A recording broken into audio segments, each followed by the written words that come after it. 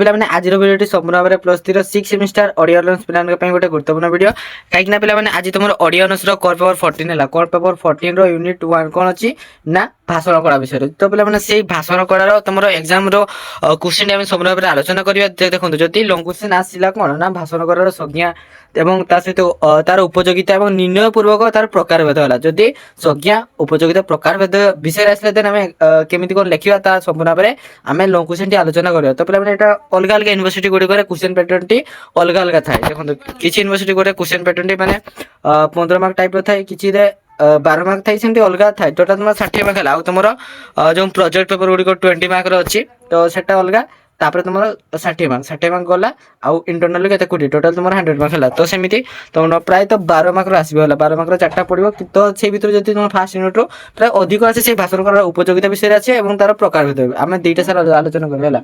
Fast उपयोगिता विषय आलोचना करें देन प्रकार विषय।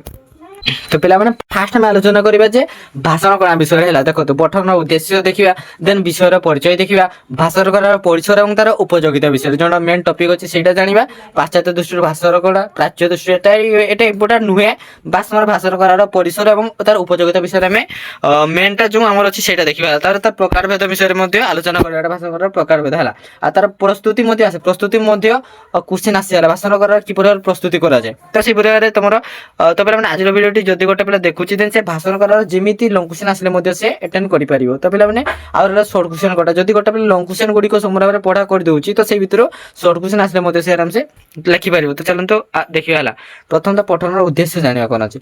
देखंतु कहि जानिबा कलाटी होची कथन कला जे जेते निजको अन्य पाखरे मुक्त भाबरे खला खली करि पारिला और निजर भावना को व्यक्त करि पारिला जे सेतिक परिमाण रे चिंतामुक्त जीवन निर्वाह करें और कथन भंगी ही जड़े व्यक्तिर व्यक्तित्व को प्रकाश करते। जड़े व्यक्तिर व्यक्तित्व विषय माने किपर प्रकाश करते ना तार व्यक्तित्व है गोटे व्यक्तिर वक्तव्य तार कथन भंगी द्वारा तार व्यक्तित्व तार चरित्र विषय जना पड़े था। गोटे भल पिला से केमती कथा गोटे खराब पिला केमती कथा होता है माने आम जापर कहार ना कथन भंगी द्वारा कथा कहबार जो तार शैली अलग अलग थाए। सरल और सुंदर भाव में निजर भाव को अन्य पाखे कहि पारिले एवं कथक मधुर और श्रद्धार पात्र हो पारि थाए। कथन शैली बा भाषण कौशल भाषार व्यवहार बा प्रयोग क्षेत्र में एक गुरुत्वपूर्ण अंश विशेष होता है। तापर देखो विषय प्रवेश विषय जानिबा। देख आम संगीत गान करवा कविता आवृत्ति करवा भली कथा कहवा मध्य एक प्रकार कला। जमीती गोटे किसी लोक मैंने गीत गाती है किसी लोक मैंने डांस करती किसी लोक मैंने कविता को आवृत्ति करते माने कविता को देखी देखी से माने कविता माने आवृत्ति पढ़ती आउ कि सेटा ही देखंतु एवं सेही बली भाव में भाषण कला भी होचे एक प्रकार कला। समस्ते ए भाषण कला को माने कोन भाषण देई पारंती नाही। अतीतर ग्रामीण आबार बुद्ध बनिता थिले गल्पसागर मानकर चटुर वचन भंगिमार जुग्म ग्राहक को माने जोटा कि अतीतर जतर आगार ग्रामर बुद्ध बनिता जो बुढ़ा लोक माने लोक मानको किछि माने बाणी बा सुनै थांती लोक मानको उचित कथा उपदेश देई थांती हला। गोटे सभा बसिताय सेठी बुद्ध लोक माने कहि थांती एवं अन्य लोक माने सुनि थांती। तो से माने होचंती एई जो वचन भंगिमार जुग्म ग्राहक अनर्गल घंटा घंटा धरी कथन भंगीर वैचित्र हेतु एमाने साधारण सत्ता घंटा घंटा धरी विमुक्त कर रखि पारुथिले। समस्त कथा को ध्यान सहित शुणुथिले से उपदेश पूर्वक कथा कहते ना। से ग्राम्य सागर मानकरे कथन कर आधुनिक जगत में शिक्षित वर्गंकर भाषण करार परिणत होइछि। चलती समय भाषण माध्यम जड़े जड़े व्यक्ता एक समय हजार हजार श्रोता को घंटा घंटा धरी बांधि रखि पारुछि केमिति ना भाषण माध्यम भाषण कला माध्यम देखो आम जो गुड़िक किसी किसी जन भाषण आमको सुनते बहुत भल लगी है। तो से उपदेश पूर्वक हो जाओ कि मनोरंजन पूर्वक हो जाओ किसी किसी लोक भाषण में बोरिंग हो जाती जो तक निज विषय कहते तो बोरिंग लगे अनेक प्रकार से भाषण अच्छी है से जाना प्रकार भेद विषय आलोचना करा बेले जाना कि साहित्यिक हो कि आध्यात्मिक हो धार्मिक हो। तो से देख कमल विनय वचन कही तो शिव प्राणी मन कमल विनय वचन बा कथार जो अच्छी है कही जानिले कथा सुंदर बांधी जानिले मथा सुंदर। तो सरी पिला बांधी जानिले मथा सुंदर और कही जानिले कथा सुंदर से भाव में एटा जदि कमल वचन कमल विनय वचन तो शिव जो प्राणी जन माने जदि कमल वचन द्वारा अनेक सारा प्राणी मानकर मन को किणी पारि हबो। सत्य और प्रियवन सर्वदा समस्त हृदय को मुग्ध करिथाए। लोक तुंडरे रहिछि फणा ଗୁଞ୍ଜ ଗିଲ ପରି ବକ୍ତବ୍ୟ। ଜଣେ ବୁଭୁକ୍ଷୁଙ୍କୁ ଫଗିଲ କହିଲେ ତାଙ୍କର ସମ୍ମାନ ହାନି ହୋଇଥାଏ, ମାତ୍ର ସେହି ସ୍ତରରେ ଫକାଉ ବୋଲି କହିଲେ ତାଙ୍କର ପ୍ରତି ସମ୍ମାନ ପ୍ରଦର୍ଶିତ ହୋଇଥାଏ। ସେଇ ଗୋଟେ ତୁଣ୍ଡର ବଚନରେ ଅମୃତ ଓ ବିଷର ଉଭୟ ରହିଛି। ମାନେ ଦେଖନ୍ତୁ, ଯଦି ଆମେ ଜଣଙ୍କ ପ୍ରତି ଭଲ କହିବା ସେଟା ଭଲ ଅର୍ଥ ଯିବ ବା ଅମୃତ ଅର୍ଥ ଯିବ। ଯଦି ଆମେ ଖରାପ କହିବା ତାହା କ'ଣ, ତାହା ବିଷ ଅର୍ଥ ଯିବ। ସେହିପରି ଭାବରେ ବଚନରେ ସବୁ କିଛି ରହିଥାଏ, ଅମୃତ ବି ଥାଏ ଏବଂ ବିଷ ବି ଥାଏ ହେଲା। ଦେଖନ୍ତୁ ସେହିପରି ଅପ୍ରୀତିକର ବଚନ ବିନ୍ୟାସ ବିଷୟମ ପରିସ୍ଥିତି ସୃଷ୍ଟି କରିପାରେ, ମାତ୍ର ନମ୍ର କୋମଳ ବଚନ ସମସ୍ତଙ୍କୁ ଆପଣାର କରିପାରେ। ଆମେ ଗୋଟେ ନିର୍ଦ୍ଦିଷ୍ଟ ବିଷୟରେ କେତେ ଜାଣୁ, ଆମର ସେଥିରେ କେତେ ବେଶୀ ପ୍ରବେଶ ଅଛି ବା ଜ୍ଞାନ ଅଛି। ପ୍ରବେଶ ମାନେ କ'ଣ, ଆମର କେତେ ବେଶୀ ଜ୍ଞାନ ଅଛି, ସେଇ କଥାକୁ ଆମେ କେମିତି ଭାବରେ ଉପସ୍ଥାପନ କରିପାରୁ, କଥାର ବିସ୍ତାର ବା କଥାଟିକୁ ଜାଣିବାରେ ଆମେ କେମିତି ଶବ୍ଦ ଚୟନ ଓ ଶବ୍ଦ ସଂଯୋଜନା କରିବା କଥା, ସେତିକି ଆମେ କ'ଣ ବିଧିବଦ୍ଧ ଭାବରେ ଅବଗତ ହୋଇପାରିଲେ ଆମର ନିଜର ଉପରେ ବିଶ୍ୱାସ ବଢ଼ିବା ସହିତ ଆମେ ଜଣେ ଭଲ ବକ୍ତା ବା ଭଲ ଆଲୋଚକ ବା ବିଷୟ ବିଶାରଦ ହୋଇପାରିବା। ବର୍ତ୍ତମାନ ଦେଖ, ତୁମର ମେନ୍ ପାଠ ଯେଉଁ ଆସିଲା କ'ଣ ନା ଭାଷଣ କରିବାର ପରିସର ବା ତାର ଉପଯୋଗିତା ବିଷୟରେ ହେଲା। ତାର ଉପଯୋଗିତା କ'ଣ ଅଛି, ଚାଲ ଦେଖିବା। ପଏଣ୍ଟ ୱାଇଜ ଆମେ ସମ୍ପୂର୍ଣ୍ଣ ଭାବରେ ସବୁ ଗୁଡ଼ିକ ଡେସ୍କ୍ରାଇବ୍ କରିବା ହେଲା। ଦେଖ, ଅସମ୍ପୂର୍ଣ୍ଣ ବାକ୍ୟ ବିନ୍ୟାସ ମଧ୍ୟରେ ନିଜସ୍ୱ କଥନକୁ ପ୍ରକାଶ କଲେ ତାହା ଅନ୍ୟମାନଙ୍କ ନିକଟରେ ଗ୍ରହଣୀୟ ଓ ବୋଧଗମ୍ୟ ହେବା ପରିବର୍ତ୍ତେ ବିରକ୍ତିକର ହୋଇଥାଏ। ଯଦି ଆମେ ଅସମ୍ପୂର୍ଣ୍ଣ ବାକ୍ୟ ବା ଆମେ ଯେଉଁ ଭାଷଣ ଗୁଡ଼ିକ କହିବା ତାର କିଛି ମାନେ ସମାପ୍ତ ନଥିବ, ଆମେ କହି ଚାଲିଥିବା ଘଣ୍ଟେ 2 ଘଣ୍ଟା 3 ଘଣ୍ଟା ମାନେ ନନଷ୍ଟପ୍ କହି ଚାଲିଥିବା, ତ ତାହେଲେ କ'ଣ ହବ ନା ବିରକ୍ତି ଭାବ ଆସିଥାଏ କାହା, ମାନେ ଯେଉଁମାନେ କି ଶୁଣୁଥିବେ। କଥାରେ ଅଛି, ବାନ୍ଧି ଜାଣିଲେ ମଥା ସୁନ୍ଦର, କହି ଜାଣିଲେ କଥା ସୁନ୍ଦର। ଯେଉଁ ଟିକେ ଆଗରୁ ମୁଁ କହିଲି, କହି ଜାଣିଲେ ଅନ୍ୟର ମନକୁ ବାନ୍ଧି ରଖିବା ସହିତ ବକ୍ତା ଜଣକ ନିଜର କହିବାର ଉଦ୍ଦେଶ୍ୟ ସଫଳ କରିଥାଏ। ଭାଙ୍ଗି ପଡ଼ୁଥିବା ମନକୁ ପୁନଃ ଗଢ଼ି ତୋଳିବାରେ ଭାଷଣ ହିଁ ସଞ୍ଜୀବନୀ ସଦୃଶ କାର୍ଯ୍ୟ କରିଥାଏ। ତାହେଲେ କ'ଣ, ଭାଷଣ କ'ଣ କରିଥାଏ ନା ସଞ୍ଜୀବନୀ ସଦୃଶ। ଗୋଟେ ମଣିଷକୁ ଦେଖନ୍ତୁ, ଗୋଟେ ମନକୁ ଯେ ମାନେ ଯାର ମନଟା ଭାଙ୍ଗି ପଡ଼ିଥିବ ତାକୁ ଆମେ ଭାଷଣ ମାଧ୍ୟମରେ ଖୁସି ଦେଇପାରିବା, ତ ସେଇଟା ଏଠି କ'ଣ ସଞ୍ଜୀବନୀ ସଦୃଶ ବୋଲି କୁହାଯାଇଛି। ସଞ୍ଜୀବନୀ ସଦୃଶ କାର୍ଯ୍ୟ କରିଥାଏ, ଯେମିତି ସଞ୍ଜୀବନୀ ରୋଗକୁ ମୁକ୍ତି କରିଥାଏ ହେଲା। ଯଦି କହିବା ବା ଚାତୁରୀ ଦ୍ୱାରା ସମୂହ ସ୍ୱାର୍ଥର ଉଦ୍ଦେଶ୍ୟକୁ ସଫଳ କରିବାର କଳା ହେଉଛି ବାଗ୍ମିତା ବା ଭାଷଣ ଦକ୍ଷତା।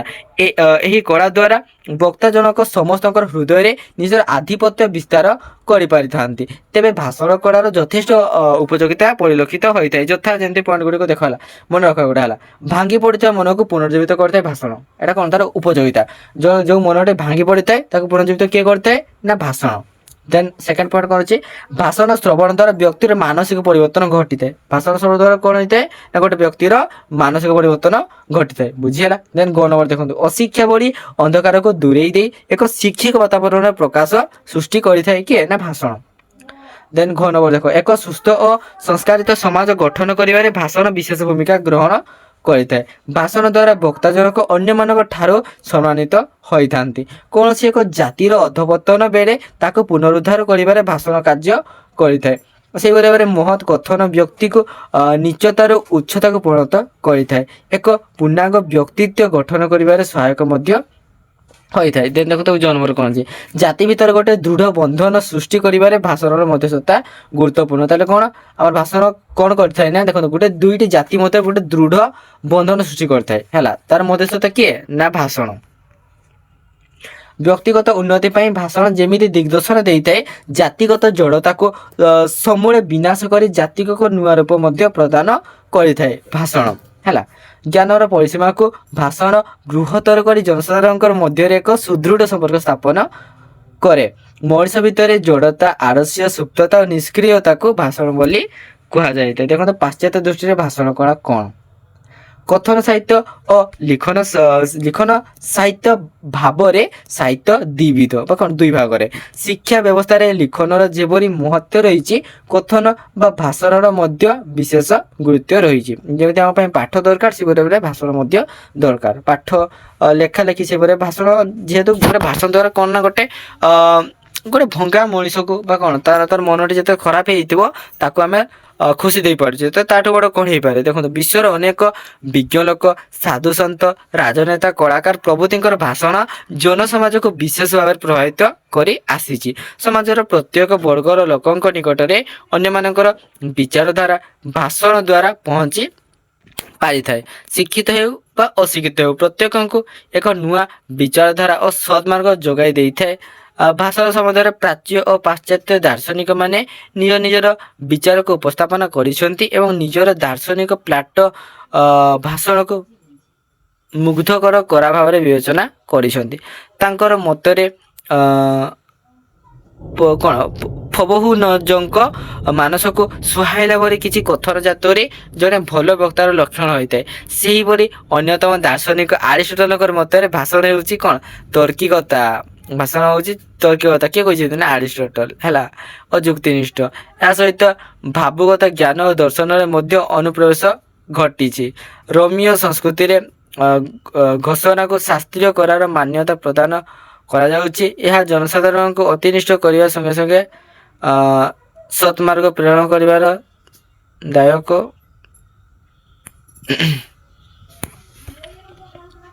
ସହାୟକ ହୋଇଥାଏ ବୋଲି ରୋମୀ ମାନେ ବିଚାର କରିଥାନ୍ତି। ଦାର୍ଶନିକ କଣ ନା ହେରେସଙ୍କର ମତରେ ଭାଷଣ ଜନସାଧାରଣଙ୍କର ଜୀବନକୁ ବିଶେଷ ଭାବରେ ପ୍ରଭାବିତ କରିଥାଏ। ପରବର୍ତ୍ତୀ ସମୟରେ ଫ୍ରାନ୍ସ, ରୋମ, ସ୍ପେନ୍ ଭାରତ ସହିତ ମନୋରଞ୍ଜନକୁ ସମ୍ପୃକ୍ତ କଲେ ଭାଷଣକୁ ଅଧିକ ଲୋକପ୍ରିୟ ଗଢ଼ି ତୋଳିବାରେ ଲୋକମାନେ ହାସ୍ୟରସ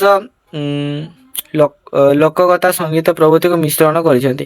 ଏହି ସାହିତ୍ୟ ଆଧ୍ୟାତ୍ମିକ ଆଖ୍ୟାନକୁ ଯୋଡ଼ି ଭାଷଣକୁ ଅଧିକ ଲୋକପ୍ରିୟ ଗଣି ତୋଳିବାରେ ଭାଷଣ କରା ହାସ୍ୟରସ ଲୋକକଥା ସଙ୍ଗୀତ ପ୍ରଭୃତିକୁ ମିଶ୍ରଣ କରିଛନ୍ତି। ଏହା ସହିତ ଆଧ୍ୟାତ୍ମିକ ଆଖ୍ୟାନକୁ ଯୋଡ଼ି ଭାଷଣକୁ ଆହୁରି ପ୍ରଭାବଶାଳୀ କରାଯାଇଛି। ପ୍ରଖ୍ୟାତ ସମାଜତତ୍ତ୍ୱବିତ୍ ଶିଶର ଇଞ୍ଜାଇନିଙ୍କର ମତରେ ମାର୍ଜିତ ହୃଦୟସ୍ପର୍ଶୀ ଭାଷଣ ସମାଜକୁ ତତ୍ମାର୍ଗ ଦର୍ଶନ ହୋଇଥାଏ। ମାନବର ଚିନ୍ତା ଚେତନାକୁ ସୁସ୍ଥ ରଖେ ଓ ଏମାନଙ୍କର ମତରେ ଭାଷଣ ଠକାତ୍ମକ ମାନସିକତା ପ୍ରକାଶ ପ୍ରଦାନ କରିଥାଏ। ତାପରେ ଦେଖନ୍ତୁ କଣ ଅଛି 6ଶ ଶତାବ୍ଦୀ ବେଳକୁ ଖ୍ରୀଷ୍ଟୀୟ ଧର୍ମର ଚିନ୍ତନ ବିଶେଷ ଭାବରେ ପ୍ରଭାବିତ କରିଥିଲା। ଭାଷଣକୁ ସରଳୀକୃତ ତଥା ବୋଧଗମ୍ୟ କରିବା ଉଦ୍ଦେଶ୍ୟରେ କଣ ଗୁରୁତ୍ୱ ଦିଆଯାଇଛି। କିଛି ବର୍ଷ ପରେ ଇଂଲଣ୍ଡ, ଫ୍ରାନ୍ସ, ଇଟାଲୀ ପ୍ରଭୃତିରେ ଭାଷଣ ଶିକ୍ଷାର ପରିସରଭୁକ୍ତ ହୋଇଛି। ତେଣୁ ତାର୍କିକ ବିଚାରକୁ ଏହି ସମୟର ଭାଷଣ କଳା ଅଧିକ ଗ୍ରହଣ କରିଥିବା ଜଣାଯାଏ। ବକ୍ତବ୍ୟ ମାଧ୍ୟମରେ ନିଜର ଯୁକ୍ତିକୁ ସଠିକ ଭାବରେ ଉପସ୍ଥାପନ କରିବା ହେଉଛି ଭାଷଣ କଳାର ମୁଖ୍ୟ ବିଶେଷତ୍ୱ। ପାଶ୍ଚାତ୍ୟ ଭୂଖଣ୍ଡରେ 6ଶ ଶତାବ୍ଦୀ ବେଳକୁ କଥନ କଳା ସୃଜନଶୀଳ କଳାର ମାନ୍ୟତା ପ୍ରଦାନ କରାଯାଇଛି। ସେହିପରି ସମାଜତାତ୍ତ୍ୱିକ ଶିକ୍ଷାର ପ୍ରସାର ନିମନ୍ତେ ବିଶେଷ ଦାୟିତ୍ୱ ବହନ କରିଥାଏ ଭାଷଣ କଳା। ଏହି ସମୟରେ କଣ ହେଇଥାଏ ନା ଭାଷଣ ମନୋରଞ୍ଜନ ଧର୍ମିତା ଅପେକ୍ଷା ଜ୍ଞାନ ବିଜ୍ଞାନ ବୋଧ ଉପରେ ଗୁରୁତ୍ୱ ଦେଇଥାଏ। ଫଳତଃ ଭାଷକ କଳ୍ପନା ଠାରୁ ଦୂରେଇ ଯାଇ କେବଳ ବାସ୍ତବତା ଚିତ୍ର ପ୍ରଦାନ କରିବାରେ ମୁଖ୍ୟ ଭୂମିକା ଗ୍ରହଣ କରିଥାଏ। ତାହେଲେ କଣ ଭାଷଣ କଣ କରିଥାଏ ନା ସିଏ ସାଧାରଣତଃ କଳ୍ପନା ଅପେକ୍ଷା ବାସ୍ତବତାକୁ ଅଧିକ ଗୁରୁତ୍ୱ ଦେଇଥାଏ ହେଲା। ସେଠାରେ କଳ୍ପନା ମାନେ କଳ୍ପନା ନଥାଏ ସେଠାରେ। ଯେମିତି ଆମେ ସାହିତ୍ୟ ରଚନା ବେଳେ କଣ ଆମେ ସାଧାରଣତଃ କଳ୍ପନାକୁ ବିଶେଷତ୍ୱ ଦିଆଯାଇଥାଏ, ଗୁରୁତ୍ୱ ଦିଆଯାଇଥାଏ କଳ୍ପନାକୁ ଆଧାରିତ କରି ଯେମିତି ରଚନା କରିଥାଏ। ସେଇଭଳି ଭାବରେ ଭାଷଣ ତ ସେମିତି କିଛି କହିପାରିବ ନାହିଁ ମନ ଗড়ା କିଛି। ତ ତାହେଲେ କଣ ତାହା ଯୋଉଟା କି ବାସ୍ତବତା ରିଆଲିଟି ଯୋଉଟା ତ ସେଇଟା ହିଁ କହିବାକୁ ପଡ଼ିଥାଏ। ତାପରେ ଦେଖନ୍ତୁ ଅବଶ୍ୟ ସମାଜରେ ନିଜର ଅଧିପତ୍ୟ ଦାଖଲ କରିଥିବା କେତେକ ବ୍ୟକ୍ତି ବିଶେଷ ଜନସାଧାରଣଙ୍କର ମାନସିକତାକୁ ପରିବର୍ତ୍ତନ କରିବା ଉଦ୍ଦେଶ୍ୟରେ ଏହାକୁ ବ୍ୟବହାର କରୁଥିବାର ଦୃଷ୍ଟିଗୋଚର ହୋଇଥାଏ। ମାନେ ତାର ମାନସିକତାକୁ ଯୋଉଟା ଯଦି ଜଣେ ତାକୁ ଭୁଲ ବୋଲି ଭାବୁଥିବ ହେଲା ତ ତାହାକୁ ଆମେ ତାର ରିଆଲିଟିଟା କେମିତି ତାକୁ ଜଣେଇଦେବା ହେଲା କୋଉଟା ଠିକ କୋଉଟା ଭୁଲ ହେଲା। ତ ସେଇଟା ହିଁ କଣ ତାକୁ ପରିବର୍ତ୍ତନ ହୋଇଥାଏ। ଏବଂ ଆଉ କଣ ନା ଏହିପରି ଭାବରେ ବ୍ୟବହାର କରୁଥିବାର ଦୃଷ୍ଟିଗୋଚର ମଧ୍ୟ ହୋଇଥାଏ। ମାତ୍ର ବୌଦ୍ଧିକ କଥନ ଦ୍ୱାରା ଶ୍ରୋତାମାନଙ୍କର ଭିତରେ ଥିବା ଅନ୍ଧବିଶ୍ୱାସ କୁସଂସ୍କାର ଭରି କେତେକ କଣ ନା କୁପ୍ରବୃତ୍ତି ମଧ୍ୟ ଦୂରେଇ ଯାଇଥାଏ। ଯେଉଁ ଅନ୍ଧବିଶ୍ୱାସ କୁସଂସ୍କାର ହଉ କି ଅନେକ ସାରା ଯେଉଁ ମାନେ ଯୋଉଟାକି ଆମର ମାନବ ଜାତି ପାଇଁ ଯୋଉଟାକି ବହୁତ ଖରାପ ଜିନିଷ ତାହାକୁ ମଧ୍ୟ ଦୂରେଇ ଯାଇଥାଏ ଭାଷଣ ଦ୍ୱାରା। ଭାଷଣ ଗୁରୁତ୍ୱ ବହୁତ ହିଁ ପିଲାମାନେ। ପାଶ୍ଚାତ୍ୟ ଭୂଖଣ୍ଡରେ ଅର୍ଥନୀତି, ରାଜନୀତି, ଶିକ୍ଷା, ଶିଳ୍ପ ପ୍ରଭୃତିର ବିକାଶ ବ୍ୟାପକ ହେଲା। ଆଧ୍ୟାତ୍ମିକ ଓ ଧାର୍ମିକ ରୀତିରେ ଭାଷଣ କେବଳ ବନ୍ଦୀ ନ ହୋଇ ଏହା ଶିକ୍ଷା, ରାଜନୀତି, କୂଟନୀତି ତା ସହିତ ବାଣିଜ୍ୟ, ବିଜ୍ଞାନ ପ୍ରଭୃତି ସଫଳ କ୍ଷେତ୍ରରେ ଜନସାଧାରଣଙ୍କ ନିକଟକୁ ପହଞ୍ଚି ପାରିଥିଲା। ସମାଜ ଓ ସଂସ୍କୃତିର ସମସ୍ତ ସ୍ତରରେ ଏହାର ପ୍ରାଧାନ୍ୟତାକୁ ମଧ୍ୟ ସ୍ୱୀକାର କରାଗଲା। ଦେନ୍ ଜାଣିବା ଆମର ପ୍ରାଚ୍ୟ ବିଚାରରେ ଭାଷଣ କଳା କଣ। ତ ମାନେ ଏଟା ବି ଏତେ ଇମ୍ପୋର୍ଟାଣ୍ଟ ନୁହେଁ ତ ତଥାପି ଟିକେ ଜାଣି ରଖ ହେଲା। ଏହାପରେ ଆମେ ଭାଷଣ ବୈଶିଷ୍ଟ୍ୟ ଜାଣିବା। ଦେଖ ପ୍ରାଚ୍ୟ ଭୂଖଣ୍ଡରେ କଣ ଜନମାନସ ଭାଷଣ ଦ୍ୱାରା ବିଶେଷ ଆଦୃତ ହୋଇଥାଏ। କାରଣ ପ୍ରାଚ୍ୟ ଭୂଖଣ୍ଡରେ ମାନେ ଆଗ କାଳରେ ଲୋକମାନେ ଭାଷଣ ଦ୍ୱାରା ଲୋକମାନଙ୍କର ମନକୁ ଜିତି ପାରିଥାନ୍ତି। ଭାରତୀୟ ସଂସ୍କୃତିରେ ସେପରି ପୂର୍ବେ ଗୁରୁକୁଳାଶ୍ରମ ମାନଙ୍କରେ ଗୁରୁଙ୍କର ଅସାଧାରଣ କଥନ ସମ୍ପୂର୍ଣ୍ଣ ଛାତ୍ର ସମାଜକୁ ଏକ ନୂଆ ଦିଗ୍ଦର୍ଶନ ପ୍ରଦାନ କରି ଆସିଥିଲା। ଯେଉଁ ସେଟା ମାନେ ଗୁରୁକୁଳ ସମୟର କଥା, ଯେଉଁ ଗୁରୁମାନେ ଯେଉଁ ତାଙ୍କ ଶିଷ୍ୟମାନଙ୍କୁ ଶିକ୍ଷା ଦଉଥିଲେ ସେତେବେଳେ ସମସ୍ତେ ଧ୍ୟାନର ସହିତ ତାଙ୍କ କଥାକୁ ଶୁଣୁଥିଲେ। ମୁକ୍ତି ସଂଗ୍ରାମ ପଟ୍ଟଭୂମିରେ ଅନେକ ଦାର୍ଶନିକ ସଂଗ୍ରାମୀ ଚିନ୍ତାନାୟକ ଜନତାଙ୍କର ହୃଦୟରେ ଦେଶ ପ୍ରେମ ଭାବନା ଜାଗୃତ କରିବାରେ ସଫଳ ମଧ୍ୟ ହଉଥିଲେ। ଏହି ପରିପ୍ରେକ୍ଷୀରେ ରାମକୃଷ୍ଣ ପରମହଂସ ସ୍ୱାମୀ ବିବେକାନନ୍ଦ, ଲାଲା ଲଜପତ ରାୟ, ତା ସହିତ ବାଲ ଗଙ୍ଗାଧର ତିଲକ, ବିପିନ ଚନ୍ଦ୍ର ପାଲ, ଶ୍ରୀ ଅରବିନ୍ଦ, ରାଜଗୋପାଳଚାରୀ, ମହାତ୍ମା ଗାନ୍ଧୀ, ଦୟାନନ୍ଦ, ରବୀନ୍ଦ୍ରନାଥ ଠାକୁର ପ୍ରମୁଖ ନାୟକଙ୍କର ଭୂମିକା ମଧ୍ୟ ଗୁରୁତ୍ୱପୂର୍ଣ୍ଣ। ଏଟା କଣ ଆମେ ପ୍ରାଚ୍ୟ ବିଚାରରେ ଭାଷଣ କରିବା ବିଷୟରେ ଜାଣୁଛେ ହେଲା। ସେପରି ପ୍ରାଚ୍ୟ ଭାବଭୂମିର ମୌର୍ଯ୍ୟ ଶାସନ କାରଣରେ ମଧ୍ୟ ପଣ୍ଡିତ କୌଟିଲ୍ୟ ଭାଷଣକୁ ଜନକଲ୍ୟାଣ ଉଦ୍ଦେଶ୍ୟରେ ବ୍ୟବହାର କରିଥିଲେ, ମାନେ ଜନମାନଙ୍କର ଉପକାର କରିବା ଉଦ୍ଦେଶ୍ୟରେ ହେଲା। ସେହିପରି ଗୁପ୍ତ ଯୁଗରେ ମଧ୍ୟ ବିଭିନ୍ନ ସମୟରେ କଥନ କରିବା ମାଧ୍ୟମରେ ଅନେକ ତର୍କ ସଭା ଆୟୋଜିତ ହୋଇଥିବାର ପ୍ରମାଣ ମିଳିଥାଏ। କାଳିଦାସ, ବାଣଭଟ୍ଟ, ବରାହମିହିର, ତା ସହିତ ଭବଭୂତି ପ୍ରଭୃତିଙ୍କର ଭୂମିକା ଏକାନ୍ତ ଗୁରୁତ୍ୱପୂର୍ଣ୍ଣ ହୋଇଥାଏ। କଥନ କରିବା ମାଧ୍ୟମରେ ଧର୍ମ ପ୍ରସାର ଥିଲା ପ୍ରାଚୀନ ଭାରତର ପରମ୍ପରାର ଏକ ନୂଆ ଉତ୍ସ। ସେହିପରି ଭାବରେ ପରବର୍ତ୍ତୀ କାଳରେ ସମାଜରେ ଅଶିକ୍ଷାକୁ ମୂଳପୋଛ କରି ଏକ ସୁସ୍ଥ ସମାଜ ଗଠନ କରିବା ପାଇଁ ଅନେକ ଜ୍ଞାନୀ ଗୁଣୀ ବିଦ୍ୱାନ ମାନେ ସଭା ସମିତିରେ ଆୟୋଜନ କଲେ। ଧର୍ମ, ସଂସ୍କୃତି, ପରମ୍ପରାକୁ ନେଇ ଭିନ୍ନ ଭିନ୍ନ ବିଷୟରେ ଆଲୋଚନା ପର୍ଯ୍ୟାଲୋଚନା ଦେଖିବାକୁ ମିଳିଲା। ତାପରେ କଣ ନା ଶିକ୍ଷାନୁଷ୍ଠାନ ମାନଙ୍କରେ ବିଭିନ୍ନ ପ୍ରତିଯୋଗିତା ଉତ୍ସବ ପାଳନ ଅବସରରେ ସମାଜର ଅନେକ ବିଦ୍ୱାନ ମାନଙ୍କୁ ନେଇ ବୌଦ୍ଧିକ ଭାଷଣ ଆରମ୍ଭ ହେଲା। ପୁନଶ୍ଚ ବିଭିନ୍ନ ଧର୍ମାନୁଷ୍ଠାନ ଗୁଡ଼ିକରେ ଧର୍ମ ବିଷୟ ଉପରେ ଧର୍ମ ଯାଜକ ମାନଙ୍କୁ ନେଇ ଭାଷଣ ମାନ ଆୟୋଜିତ ହେଲା। ସେହିଭଳି ଭାବରେ ଭାରତ ସ୍ୱାଧୀନତା ପରେ ରାଜନୀତି, ଶିକ୍ଷାନୁଷ୍ଠାନ ଆଦି ଅନୁଷ୍ଠାନ ମାନଙ୍କରେ ମଧ୍ୟ ଭାଷଣ କଳା ଆୟୋଜିତ କରାଗଲା। ତାପରେ ଦେଖ କଣ ଅଛି, ଓଡ଼ିଶାରେ ଜନସାଧାରଣଙ୍କୁ ପ୍ରଭାବିତ କରିବା ପାଇଁ ବିଭିନ୍ନ ମଞ୍ଚ ମାନ ପ୍ରସ୍ତୁତ କରାଯାଇ ଭାଷଣ କାର୍ଯ୍ୟକ୍ରମ ଅନୁଷ୍ଠିତ କରାଗଲା। ନିର୍ବାଚନୀ ସଭା ହେଇଯାଉ କି ବିଭିନ୍ନ କର୍ମୀ ସମ୍ମିଳନୀ, ସେହିପରି ଭାବରେ କଣ ବିଷୟକ ଭାଷଣ ମାନ ଦିନ ଥିଲା ଯେ ଭାଷଣ କଳା ଜନ କଲ୍ୟାଣ ଉଦ୍ଦେଶ୍ୟରେ ବ୍ୟବହାର କରାଯାଉଥିଲା। ମାତ୍ର ବର୍ତ୍ତମାନ ଭାଷଣ ମାଧ୍ୟମରେ କେତେ ଜଣଙ୍କର ବ୍ୟକ୍ତି ସ୍ୱାର୍ଥ ନିହିତ ରହୁଛି ଓ ଅଯଥାରେ ମଧ୍ୟ ସମୟର ଅପଚୟ କରାଯାଉଛି। ବର୍ତ୍ତମାନ ଯଦି ଆମର ଭାଷଣର ବୈଶିଷ୍ଟ୍ୟ ବିଷୟରେ ହେଲା, ବୈଶିଷ୍ଟ୍ୟ ଗୁଡ଼ିକ ଯଦି ଏକ୍ସାମ୍ରେ ଆସିଲା ଦେନ୍ ତମାନେ ଆଲୋଚନା କରିବା। ତାପରେ ମାନେ ଆମେ ଗୋଟେ ଭିଡ଼ିଓ ମଧ୍ୟରେ ତାର ସଂଜ୍ଞା, ବୈଶିଷ୍ଟ୍ୟ, ଉପଯୋଗିତା, ତାର କିପରି ଭାବରେ କେମିତି ପ୍ରସ୍ତୁତ କରାଯାଏ ଆମେ ସବୁ କିଛି ଜାଣିବା। ଦେଖ, ଭାଷଣ ଦ୍ୱାରା ଅନେକ ଲୋକଙ୍କୁ ଆୟତ୍ତ କରାଯାଇପାରେ। ତାହେଲେ ଭାଷଣ ଦ୍ୱାରା କଣ ନା ଭାଷଣ ଦ୍ୱାରା ଅନେକ ଜଣ ମନକୁ ମଧ୍ୟ କିଣି ହୋଇଥାଏ। ଦେଖନ୍ତୁ ତାହା ବକ୍ତାର ବାଚନିକ ଦକ୍ଷତା ଉପରେ ନିର୍ଭରଶୀଳ ହୋଇଥାଏ। ସେ ବକ୍ତାଟି କେମିତି କହୁଛି ତ ତା ଉପରେ ନିର୍ଭର କରିଥାଏ। ତାର କଣ ବାକ୍ ଶକ୍ତିରୁ ନିର୍ଗତ ହେଉଥିବା ତାର ଶବ୍ଦ ଗୁଡ଼ିକ ସେ କିପରି ଭାବରେ ଇସ୍ତେମାଲ କରୁଛି, ମାନେ କେମିତି ବ୍ୟବହାର କରୁଛି ସେଇଟା ହିଁ। ବିଷୟ ଯେତେ ସୁନ୍ଦର ଓ ବଳିଷ୍ଠ ହେଉନା କାହିଁକି, ବକ୍ତାର କହିବା ଶୈଳୀ ଯଦି ସଠିକ ନ ହେଲା ତେବେ ବୋଧଗମ୍ୟତା ହରାଇବା ସୁନିଶ୍ଚିତ।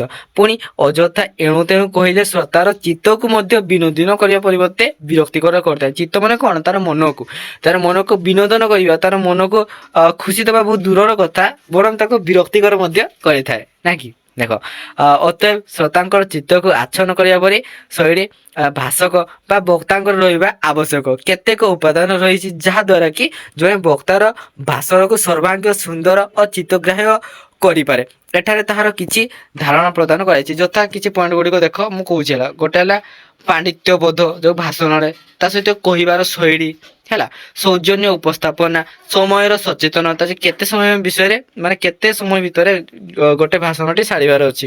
ଦେନ୍ ସ୍ପଷ୍ଟ କଥନ ହେଲା, ଯୋଉଟା କି କ୍ଲାରିଟି ଆଣ୍ଡ ଟୋନ। ତାପରେ ଆସିଲା ସମ୍ବୋଧନ ବିଷୟରେ, ନାଟକୀୟ ଶୈଳୀ ବିଷୟରେ, ତା ସହିତ ରକ୍ତବ୍ୟର ରସିକତା, ବିଷୟ ବ୍ୟାଖ୍ୟାନ, ଭାଷାର ବ୍ୟବହାର ଇତ୍ୟାଦି ଆମେ ପଏଣ୍ଟ ଗୁଡ଼ିକ ଚାଲ ଗୋଟେ ଗୋଟେ ଆଲୋଚନା କରିବା। ଫାର୍ଷ୍ଟ ଜାଣିବା ପାଣ୍ଡିତ୍ୟ ବିଷୟରେ କଣ।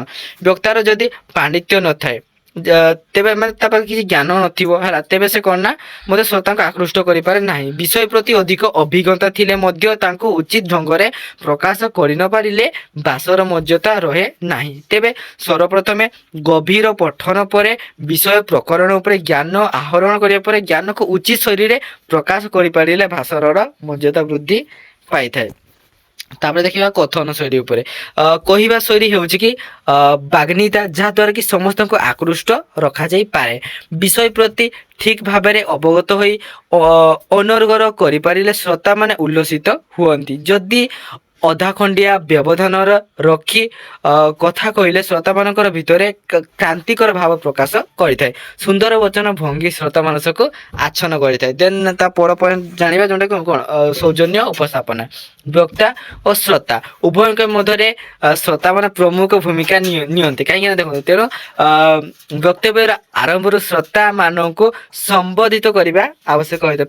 ଯୋଉଟା କି ସ୍ୱାଗତ କରାଯାଏ, ହେଲା ସମସ୍ତଙ୍କୁ ନମସ୍କାର। ତ ସେଇଟା କହିବା ସମୟରେ କଥନ ମଧ୍ୟ ଭାଗରେ ଯୋଉ ମଝାମଝି ଟାଇମରେ ବେଳେବେଳେ ଶ୍ରୋତା ମାନଙ୍କୁ ଅତି ନମ୍ର ଓ ଶିଷ୍ଟ ଭାବରେ ଜ୍ଞାନୀ ଗୁଣୀ ମାନେ ଶୁଦ୍ଧି ଜନେ ପ୍ରଭୃତି ସମ୍ବୋଧନାତ୍ମକ ଶବ୍ଦ ପ୍ରୟୋଗ କରିବା ଆବଶ୍ୟକ ହୋଇଥାଏ, ଯାହାଦ୍ୱାରା ବକ୍ତା ପ୍ରତି ଗୋଟେ ଶ୍ରୋତା ମାନଙ୍କର ଆପରଣ ଭାବ ପ୍ରକାଶ ପାଇଥାଏ।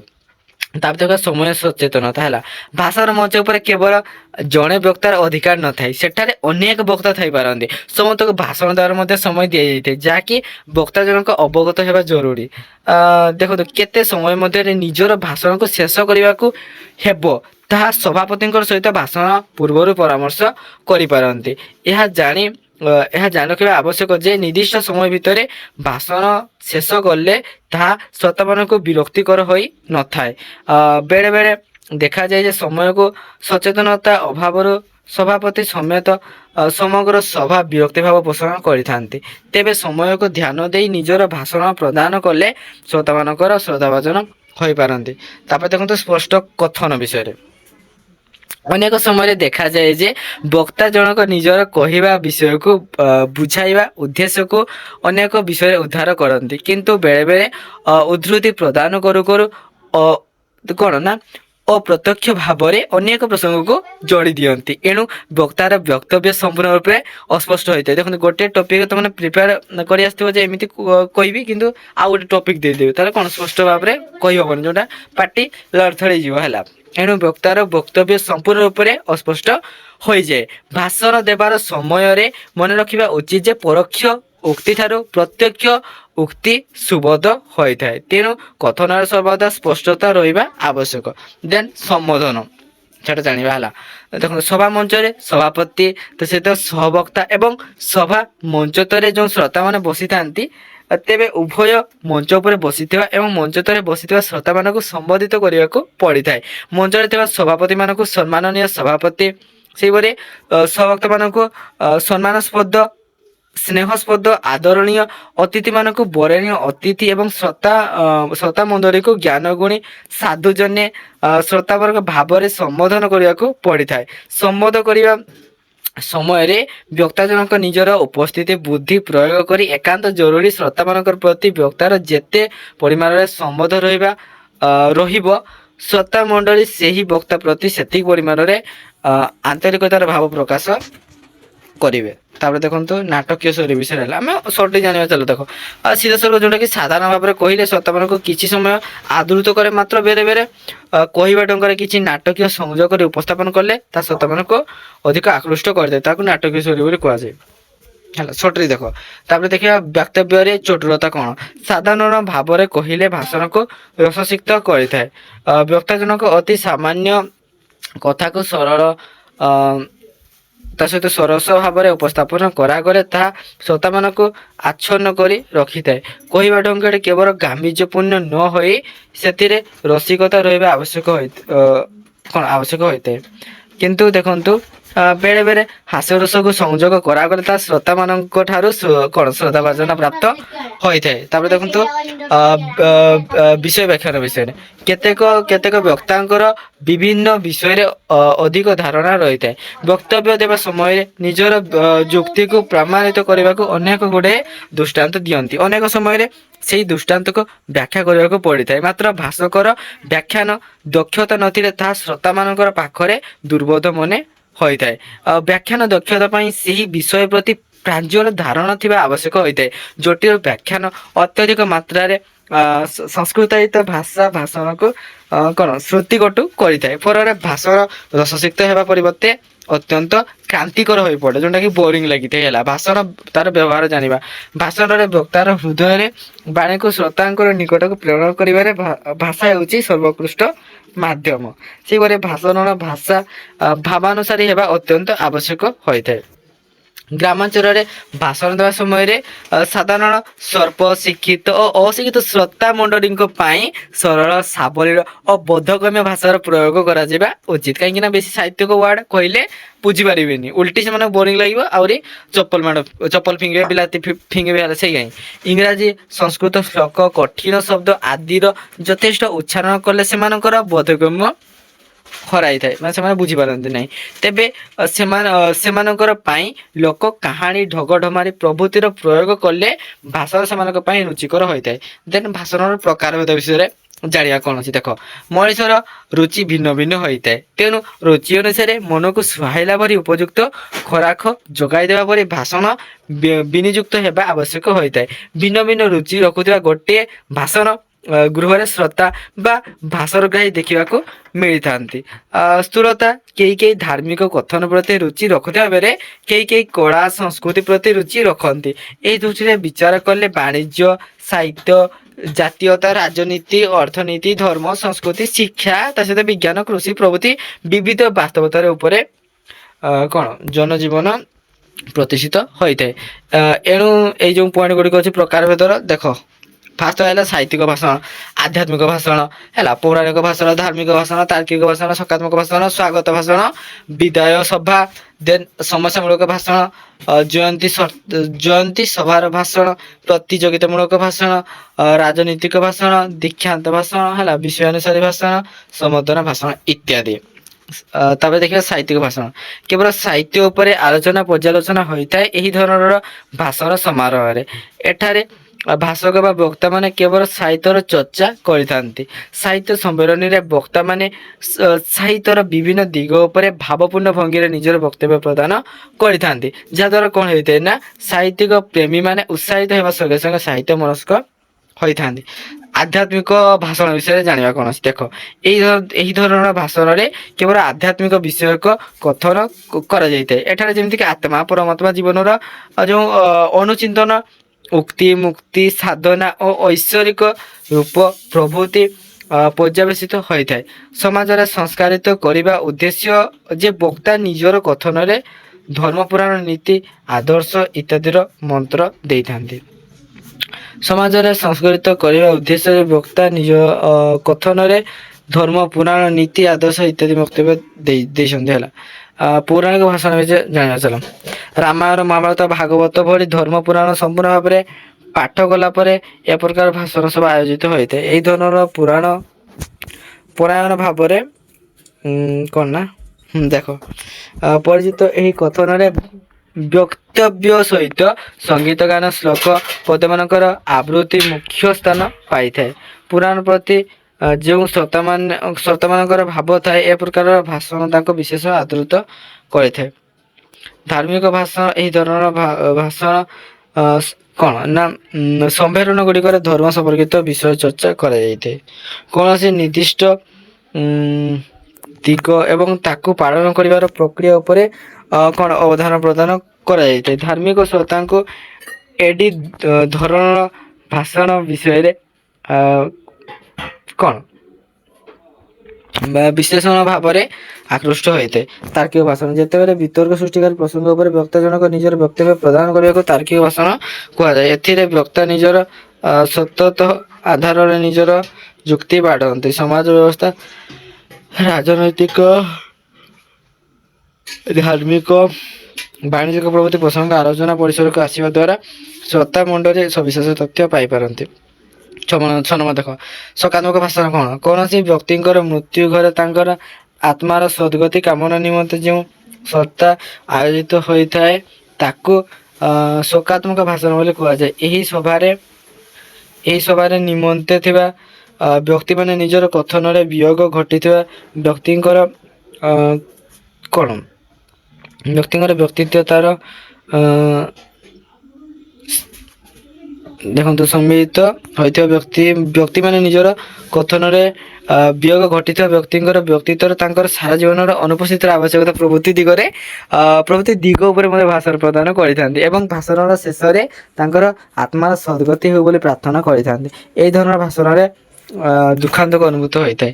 ଦେନ୍ ସ୍ୱାଗତ ଭାଷଣ ସେପରି ଭାବରେ ଅଛି ହେଲା। ସ୍ୱାଗତ ଭାଷଣ କ'ଣ ପଢ଼, ଏଗୁଡ଼ା ମୁଁ କିଛି କହୁନି ହେଲା। ତା ସହିତ ବିଦାୟ ସଭା ଭାଷଣ କ'ଣ, ସମସ୍ୟାମୂଳକ ଭାଷଣ କ'ଣ, ଅନେକ ସାରା ଭାଷଣ ଅଛି। ଜୟନ୍ତୀ ସଭା ଭାଷଣ କ'ଣ, ପ୍ରତିଯୋଗିତାମୂଳକ ଭାଷଣ କ'ଣ, ରାଜନୈତିକ ଭାଷଣ କ'ଣ, ଦୀକ୍ଷାନ୍ତ ଭାଷଣ କ'ଣ, ବିଷୟ ଅନୁସାରେ ଭାଷଣ କ'ଣ, ସମ୍ବୋଧନାମୂଳକ ଭାଷଣ କ'ଣ ଇତ୍ୟାଦି ହେଲା। ଦେନ୍ ଭାଷଣ ପ୍ରସ୍ତୁତି ବିଷୟ, ତାହା ଆମେ ଆଉ ଗୋଟେ କ୍ଲାସ୍ ମାଧ୍ୟମରେ ସମ୍ପୂର୍ଣ୍ଣ ଭାବରେ ଆଲୋଚନା କରିବା। ତ ମାନେ ଅଲରେଡି ଭିଡ଼ିଓଟି ବହୁତ ବଡ଼ ହେଇସାରିଲା ପ୍ରାୟତଃ, ତ ଅଧିକ ବଡ଼ କରିବନି। ଭିଡ଼ିଓଟିକୁ ସମ୍ପୂର୍ଣ୍ଣ ଭାବରେ ଦେଖିଥିବାରୁ ଧନ୍ୟବାଦ। ଜୟ ଜଗନ୍ନାଥ।